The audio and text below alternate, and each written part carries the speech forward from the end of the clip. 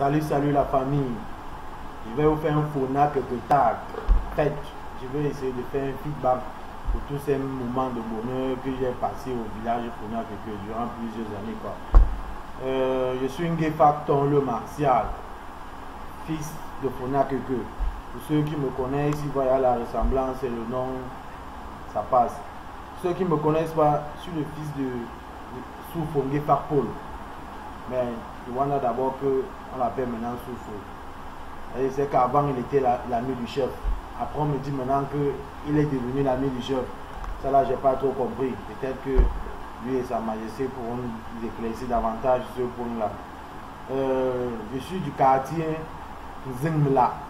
C'est-à-dire quand tu viens de la ville là, le premier quartier c'est là où j'ai vraiment grandi au village avec ma grand-mère paternelle.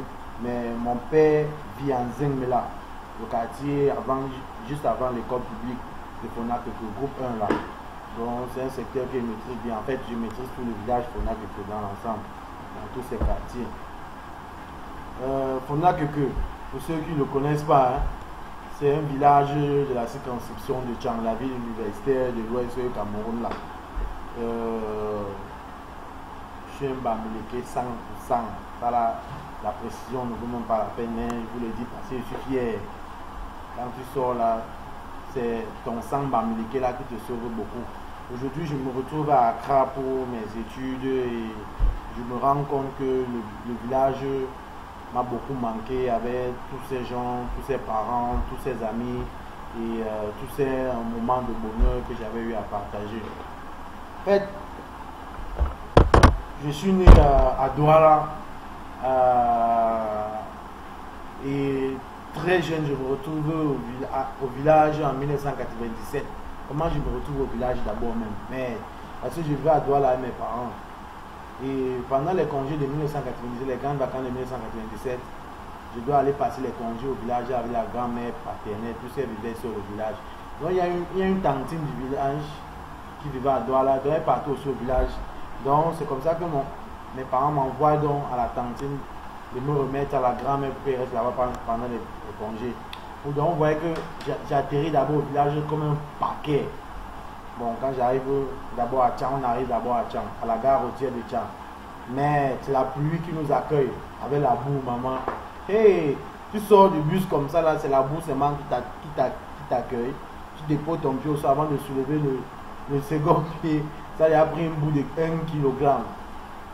Bon, on était en ville comme ça, il y avait deux choix pour arriver au village. Parce que notre village est situé à 5-6 km de la ville de Tchang. Et la gare était en ville. Donc il y avait deux choses. Soit tu marches à pied jusqu'au village, soit tu prends les clandestins. Donc les gars qui avaient les motos là, je pense à l'époque c'était les motos Yamaha. Donc et les motos Yamaha, je pense que c'était dans les 800 000 francs comme ça là. Et soit tu prends ça, soit tu marches à pied. Bon, comme on venait de Douala, la tantine, elle a pris une moto, donc il était encore petit. Je pensais qu'il devait encore avoir un très jeune âge là. On m'a mis devant la moto et la tantine était derrière. Koudou. On est arrivé avec les collines. On est passé par le lycée bilingue. La colline de Mingmito, le lycée bilingue, la fameuse colline Toutsang là, on a descendu, on est arrivé à Léla. Quand tu prends la première colline de Léla pour arriver à Fauna Keke même, la maison de ma grand-mère juste là, à Léla. Donc, j'arrive là-bas, je vois la grand-mère, mais j'avais d'abord un premier challenge, c'était le Yemba. Il faut dire que ce temps-là, je ne m'exprimais pas très bien en patois. Et la mater aussi ne parlait même pas le français. Mais je pense que pendant les congés, je m'étais adapté à pouvoir m'exprimer en Yemba déjà avec elle. Mais la première des choses qu'on arrive, parce qu'on est arrivé, je pense qu'en début de soirée comme ça, le soir tout est noir. C'est différent de Douala que c'était un peu illuminé partout quoi. Mais la maison de ma grand-mère n'avait pas d'électricité, tout le quartier même était noir. La seule place où tu pouvais voir la lumière, c'était la maison de papa Sango. En haut de chez nous, là, peut-être à 300 mètres à pied comme ça là. C'est la seule maison où il avait la lumière, il avait la télé en plus. Donc, je rentre comme ça, je reste. Ma grand-mère avait une cuisine et sa chambre à coucher. Il y avait deux chambres à coucher là. Et les deux portes donnaient toujours à la cuisine. Donc tu ne pouvais même pas te cacher que tu pars dans une autre chambre. Dans les deux chambres, il y a la fumée déjà. Mais le soir, là, j'ouvre la porte, comme ça, la grand-mère me dit qu'elle a froid. Donc, on ferme seulement la porte, on reste dans la fumée, là. Je wonder que, mais ça, c'est welcome to the village, non? On fait comment? Le soir, la nuit, là, maintenant, tu sors seulement comme ça, même pour uriner, c'est les problèmes. Frère, je vous manque pas, j'ai uriné devant je me suis placé devant la porte comme ça, j'ai uriné sur la véranda parce que mais, je ne pouvais pas traverser la véranda là pour aller ailleurs. C'était noir. Quand tu vois même seulement il y avait les petits arbres de café là et les petits bananiers là. Ils étaient là, c'est comme si c'était les êtres humains. Tu vois de loin, c'est comme si c'était les êtres humains. Le matin, je vois sur les arbres et les bananiers, j'ai seulement Wanda Kemen. Ça commence, le village est là, me montre que oui, comme ça là. Bon, j'ai compris que c'était les effets du noir. Mais bon, comme on est arrivé au village, c'était la mode des champs. Il fallait aller au champ tous les jours récolter les maïs, les arachides, les haricots, etc. Comme étant encore très petit, ma grand-mère, elle-même aussi, elle était très souffrante, puisque ma grand-mère, elle était malade. Donc elle avait de ces jeunes filles et fils là qui venaient faire des récoltes pour elle. Donc moi je restais à la maison. Donc à l'époque il y avait des jeux là qu'on pratiquait pendant les grandes vacances. Des jeux de maman, papa, on faisait des petites concessions avec des bambous, des petits piquets, on habillait avec les feuilles de bananier, vous voyez un peu déjà. On disait on perdait le temps en journée avec. Bon, comme il était arrivé, il était encore timide, je ne m'intégrais pas facilement, mais je me suis fait des amis pendant les congés avec le temps. Mais pendant les congés là maintenant, tu sais, quand on quittait Douala, on était habitué à voir la télé, à voir les séries là. Le seul partenaire, comme il dit, qui avait la télé dans mon quartier là, je pense que c'était Papa Sango. Et en tout cas, il laissait quand même les gens de venir chez lui le soir voir la télé. C'était seulement le soir. Je pense que c'est Marima qui passait à l'époque au Rosa.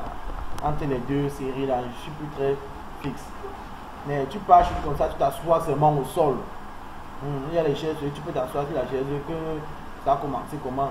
Avant même d'aller chez lui, là, il fallait que ce sont les grands frères, les grandes soeurs voisines à ma grand-mère qui te tirent avec la main, vous partez là-bas, vous voyez, vous rentrez. C'est que tu pouvais partir seul, que ça. Mais que tu as le cœur, avec le noir là, tu as marché sur le noir, tu comptes seulement un petit caillou comme ça là, c'est comme si le diable là-bas t'a seulement arrêté. Donc non, forcément, quand tu viens d'arriver au village, tu es petit là, tu as franchement peur du noir là. On quitte là, les congés là se passaient très bien, mais ce qui va vraiment bouleverser ma vie, c'est l'information que je dois continuer de fréquenter au village. Donc je rentre plus, je dois là pour continuer mon school. Et j'avais réussi du cours élémentaire 1 pour aller au cours élémentaire 2. Et j'avais réussi avec 18 de moyens. Mais c'est pas que je me plaignais au village, j'étais bien à l'aise. Au contraire, j'étais bien à l'aise avec la matière, on mangeait bien, on s'amusait bien, on ne me fessait plus. Dans la grand-mère, elle est docile avec toi quoi. Mais le fait de changer radicalement le système de l'école là, je me demandais comment ça allait être au village. Mais on m'a inscrit à l'école publique de Fona, groupe 1. Ouais, j'arrive au cours élémentaire 2. Première année, mais première remarque au cours élémentaire 2 là, c'est quoi? J'ai passé l'année scolaire avec au moins 8 enseignants l'année là. Je ne sais pas trop, on me disait qu'il n'y a pas d'enseignants d'État. Donc c'était seulement les bénévoles et l'association des parents élèves la recrutaient. Et eux aussi ils venaient, ils partaient, je ne sais pas pourquoi. On était encore jeunes à l'époque. Le directeur de l'école publique c'était monsieur Kamdjou Marcel, père à son âme. Et un des enseignants, un des grands enseignants aussi du village, d'après l'expérience et les témoignages que nous avons recueillis en ce temps-là. On a fait le cours élémentaire de très rapidement, j'étais très brillant et on m'avait désigné comme chef de classe, les enseignants m'avaient désigné comme chef de classe. Mais j'avais une tâche là difficile à remplir. Avant d'arriver à là, vous connaissez les chics. Les chics m'ont welcome au village. Les chics m'ont dit bienvenue au village.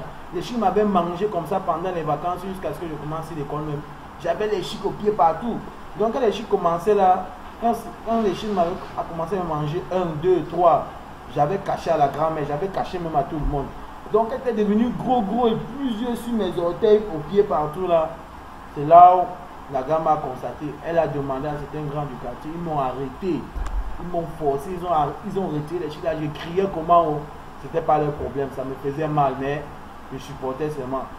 Ils ont fini, bon, vous savez que j'ai radicalement changé ma démarche. On m'appelait un Fomokoukou. Vous comprenez ce que ça veut dire? Fomokoukou. Bon, on partait à l'école. Donc j'avais une tâche très difficile à remplir au cours élémentaire de là. C'était de permettre d'exiger à chacun de mes amis de classe de rester à la table de multiplication par 4 avant d'entrer en classe au cours élémentaire de parce que j'étais le seul à pouvoir le faire. 4 fois 1, 4, 4 fois 2, 8, 4 fois 3, 12, 4 fois 4, 16. Aujourd'hui, ça allait très facile, mais à l'époque, je ne vous manque pas. C'était compliqué, c'était tendon. Donc, quand moi, je me plaçais dans la porte comme ça, là, les vieux, il y avait les vieux à l'école, ou les vieilles à l'école, maman. Tu vois, au cours de ma tête, comme ça, la classe, la moyenne d'âge était dans les 10 ans, 9 ans, 8 ans. Il y avait les vieux de 18 ans en classe.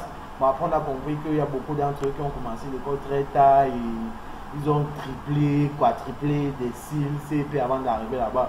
Donc, c'était un peu ça le mouvement au village, les vieux dans les écoles. Donc, les vieux là, quand ils venaient, ils me disaient seulement petit, tu me laisses pas passer les piétiner tes chigos. Je les laissais seulement passer. Et l'école que vous apprenez là, c'est pour moi. C'est comme ça qu'on a passé le cours élémentaire de là dans le jonglage. Mais on a fini, je me suis bien intégré cette année-là, tout allait bien. Bien qu'on a passé toute l'année à beaucoup jouer, puisqu'on n'avait pas, un enseignant fixe. Et on est allé au cours moins 1. Au cours moins 1, on rencontre M. Edouard alors. M. Edouard qui devient plus tard le directeur de l'école publique aussi, après M. Kamjo Marcel. Et le parti l'avait, il nous a tenu tout le cours moins 1 à l'école publique de Fona, groupe 1. Mais le parti là était sévère. Quoi? Mais sévère pas le genre, il était méchant. Hein. Non, il tenait à ce que l'élève soit excellent, il tenait à ce que l'élève soit vraiment... l'élève respecte les normes d'un élève. Donc, il avait une punition là, le kilo. Donc, la première table, la table du premier banc là en classe, on libérait les élèves là. On te fait monter sur la table horizontale comme ça là, fixe. Il te fait, si tu as droit à 5 coups, tu ne bouges pas. Même au 5e coup, tu ne bouges pas. Il arrive à 4 coups, tu bouges. Ou tu descends du banc. Ou tu fais des grimaces. Il recommence à 0. Jusqu'à ce qu'il finisse ses coups. Quand tu fais, si tu as droit à 10 coups, jusqu'au 10e coup, tu ne bouges pas. Il finit ses 10 coups avant que tu descends. Donc, bon, je n'étais pas encore monté au kilo parce que je n'étais pas turbulent, j'étais très timide et très jeune à l'époque là. Donc je faisais l'effort de faire mes devoirs, parce qu'il fallait faire ses devoirs, être calme en classe, ne pas faire le désordre, être poli hors de l'école, ne pas l'insulter, ne pas insulter tes camarades, ne pas faire des bagarres. On arrive beaucoup moins de allons rencontrer le directeur de l'école, M. Kamjo Marcel, fait à son âme aujourd'hui. C'est un papa aussi à moi dans la famille. Je dois un grand respect aujourd'hui et toute cette expérience de vie quelque part aussi que j'ai acquis à un moment donné dans mon village. Donc le pâté là, sa part de punition c'était les branches des cactus. À Kratus, les branches de ça là, il tissait ça là, il faisait que les mollets des élèves avec. Donc dans sa classe, les garçons ne portaient jamais les pantalons. Les filles qui venaient avec les robes, les longues jupes là, tu soulèves, il fait ce que les mollets mon frère. Il avait un système là. Dicter nombre de fautes, nombre de coups. Tu as 5 fautes, ça fait 5 coups straight. Imaginez les gens qui avaient les 20 fautes, les 25 fautes. C'était chaud à l'école alors. Il y avait seulement 2 choses. Soit tu tiens tes cours, soit tu go à la maison, rester, tu ne pars plus à l'école. Parce que jusqu'à ce qu'il va te fesser, tu ne viens plus à l'école. Et n'attends même pas que ton parent va venir négocier à ta place parce que tous les parents le respectaient. Nous sommes dans nous avons fait le concours du CES bilingue. À l'époque c'était le CES bilingue, après quelques années c'est devenu le lycée bilingue. Nous avons fait le concours. Nous étions 6 personnes à réussir le concours à l'école publique de Fona là. Donc le reste là, vous comprenez hein, que la carrière s'est arrêtée là-bas. Le CEP, on avait pratiquement réussi à 100%, je pense bien si je ne me trompe pas. Mais sans publicité aucune, j'étais le major de la promotion, hein, que ce soit au CEP ou au concours d'entrée en 6e.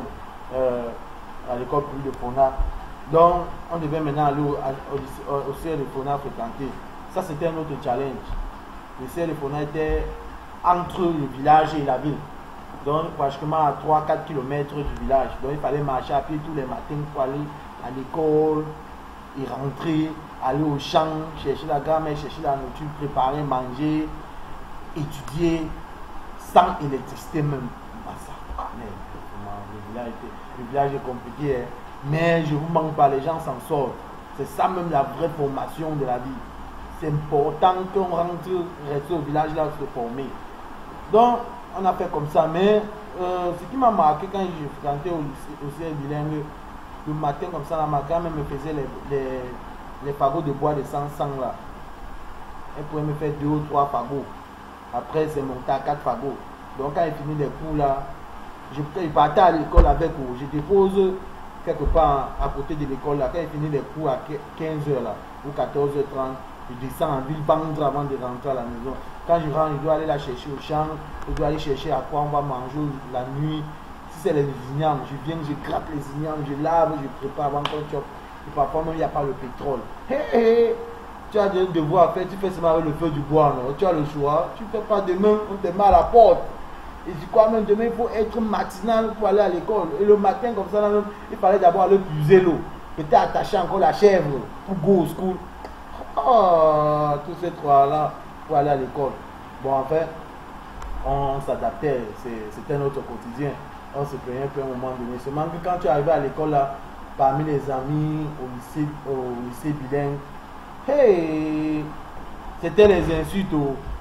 On m'appelait d'abord Corneille, il vient de loin. Quand j'arrivais comme ça, là, à l'école, peut-être si je suis en retard au premier cours, les gens disaient, monsieur, il vient de loin, madame, il vient de loin, il a sa lampe tempête dans le sac, là. Il a quitté la maison depuis 3 heures le matin.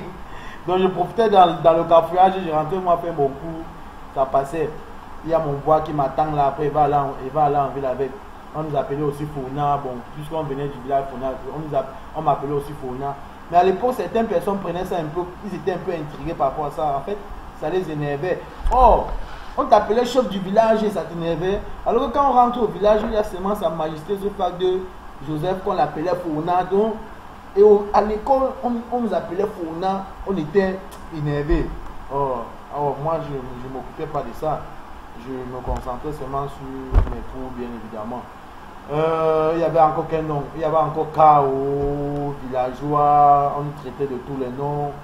Et je vois même qu'il y avait même certains de nos frères Fona qui se cachaient d'être Fona. Et certains de nos frères et sœurs, quand on finissait des cours comme ça, les gars préféraient aller jusqu'en ville avec leurs amis. Quand les gars se dispersent là, ils font encore semblant, ils retournent, ils go au village. Mais mon frère, quelle division! On parle du school. Si c'est pas que je dois aller vendre mon bois, je prends mon bois et je suis dans la même route avec mes amis.